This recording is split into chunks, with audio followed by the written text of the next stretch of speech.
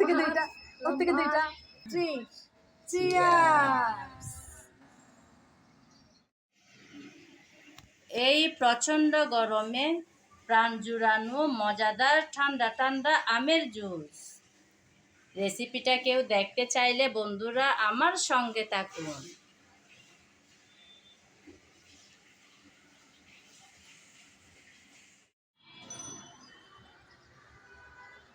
নমস্কার বন্ধুরা, কেমন আছেন সবাই?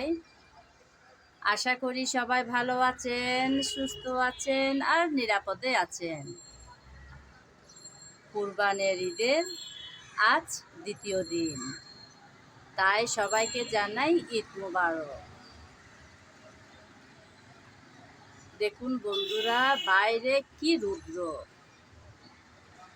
যখন বৃষ্টি দেয় একদম ঢেলে ঢেলেই দেয়, আর রোদ হলে তো কথাই নেই, প্রচণ্ড গরম। এখনো সেই অবস্থা, বৃষ্টি যেতে না যেতেই প্রখর রোদ, আর এই রোদের তাপে যেন অতিষ্ঠ সবাই।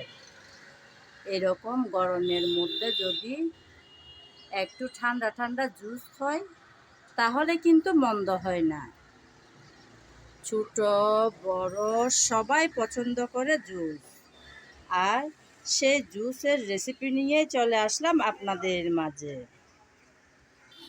কিভাবে আমি আজকে আমের মজাদার ঠান্ডা ঠান্ডা জুস বানাচ্ছি দেখতে চাইলে বন্ধুরা আপনারা আমার সঙ্গে থাকুন। মজাদার জুস বানানোর জন্য এখানে নিয়েছি এক ঝুড়ি আম। এই আম গ্রাম থেকে আনা। কাল গিয়েছিলাম আমি আমার বাবার বাড়ি, ওখান থেকে এনেছি।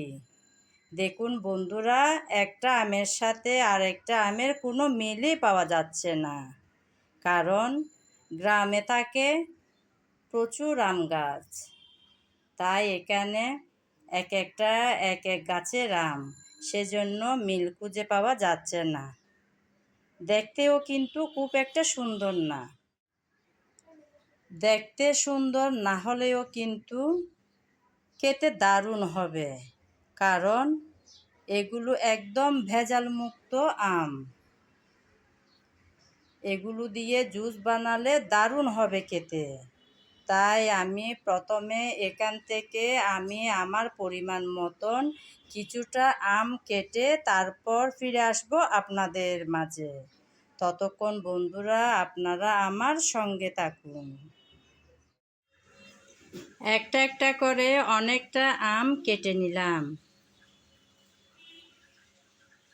যেহেতু এখানে বিভিন্ন ধরনের আম, তাই বিভিন্ন কালার হয়ে যাচ্ছে।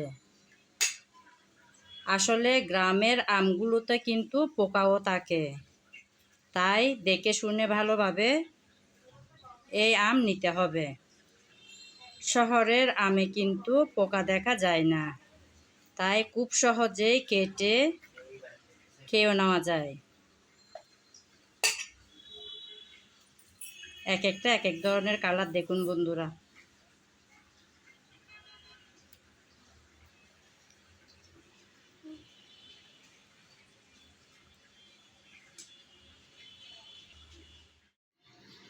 একটা একটা করে প্রায় অনেকগুলো আম নিয়ে নিলাম, অর্থাৎ আমার যে পরিমাণ লাগবে সেই পরিমাণ নিয়েছি। এখন বানাবো সেই মজার রেসিপি। এখন আমি এই আমের উপর দিয়ে দেব কিছুটা পাউডার দুধ। আপনাদের হাতের কাছে যদি লিকুইড দুধ থাকে তাহলে সেই দুধও ব্যবহার করতে পারেন। দুধ দেওয়ার পর আমি দেব চিনি।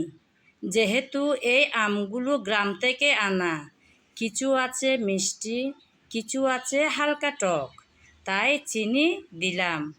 আপনারা যদি কেনা আম দিয়ে করেন তাহলে দেখে শুনে দেবেন, মিষ্টি হলে চিনি না দিলেও চলবে। চিনি দেওয়ার পর সামান্য পানি দিয়ে দিলাম।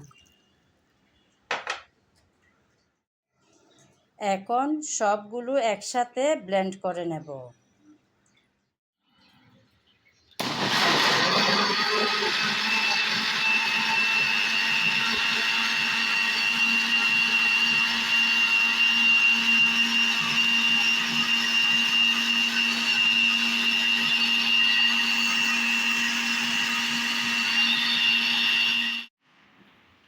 রেডি হয়ে গেল বন্ধুরা। জুস তো রেডি। এখন আমি পরিবেশনের জন্য 3 সাইজের গ্লাস নিলাম। সেই গ্লাসের মধ্যে দিয়ে দেব বরফের টুকরা। গ্লাসগুলোর মধ্যে আমি এখন বরফের পিসগুলো দিয়ে দিচ্ছি। যেহেতু প্রচণ্ড গরম, একটু ঠান্ডা ঠান্ডায় ভালো লাগবে খেতে। এখন দিয়ে দিচ্ছি রেডি করে রাখা জুস।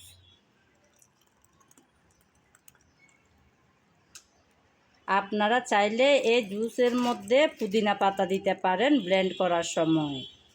আমার আমগুলো ছিল দেশি আম, গ্রামের আম। বিভিন্ন ধরনের সেন্ট আছে, সেজন্য পুদিনা না দিলেও চলবে, তাই আমি পুদিনা দিইনি। শহরের কেনা আম দিয়ে বানালে পুদিনা দিলে ভালোই হবে সেন্ট। দেখুন বন্ধুরা, রেডি হয়ে গেল।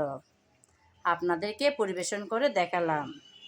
এই প্রচণ্ড গরমে এরকম ঠান্ডা ঠান্ডা যদি থাকে আমের জুস, তাহলে তো একদম ভীষণ ভালো লাগবে খেতে। তাই আমিও রেডি করে নিলাম। দেখুন বন্ধুরা, কতই না লোভনীয় হয়েছে দেখতে। এতক্ষণ যাবৎ যারা আমার সঙ্গে ছিলেন, আমার ভিডিও জুড়ে ছিলেন, তাদেরকে জানাই অসংখ্য অসংখ্য ভালোবাসা। আগামী ভিডিও দেখার আমন্ত্রণ জানিয়ে আজ এখানেই বিদায় নিলাম। সবাই ভালো থাকবেন, সুস্থ থাকবেন আর নিরাপদে থাকবেন।